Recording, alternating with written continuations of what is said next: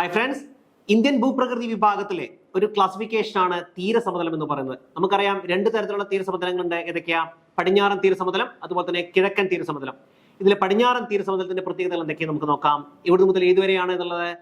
പടിഞ്ഞാറൻ തീരസമതലം റാൻ ഓഫ് കച്ച് മുതൽ കന്യാകുമാരി വരെ നീണ്ടു കിടക്കുന്നു. ഇത് അറബിക്കടലിനും പശ്ചിമഘട്ട മലനിരകൾക്കും ഇടയിലാണ് ഈ പടിഞ്ഞാറൻ തീരസമതലം കാണപ്പെടുന്നത്. ഇതിന്റെ ഒരു ക്ലാസിഫിക്കേഷൻ എന്തൊക്കെയാണ്?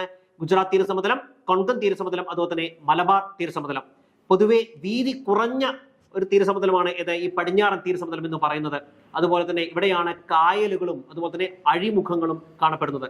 ഇനി നമ്മൾ അടുത്ത് നോക്കാൻ പോകുന്നത് കിഴക്കൻ തീരസമതലം. കിഴക്കൻ തീരസമതലം വ്യാപിച്ചു കിടക്കുന്നത് സുന്ദര വനപ്രദേശം മുതൽ കന്യാകുമാരി വരെ വ്യാപിച്ചു കിടക്കുന്നു. ഇത് പൂർവ്വഘട്ടത്തിന്റെയും ബേ ഓഫ് ബംഗാളിന്റെയും ഇടയിലാണ് ഈ കിഴക്കൻ തീരസമതലം ഉള്ളത്. ഇതിനെ വടക്കൻ സിർക്കാസ് എന്നും അതുപോലെ തന്നെ കോറമാൻഡൽ തീരസമതലം എന്നും നമുക്ക് ഡിവൈഡ് ചെയ്യാം. പൊതുവെ വീതി കൂടുതലാണ്.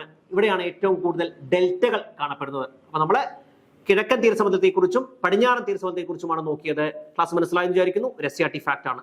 Thank you.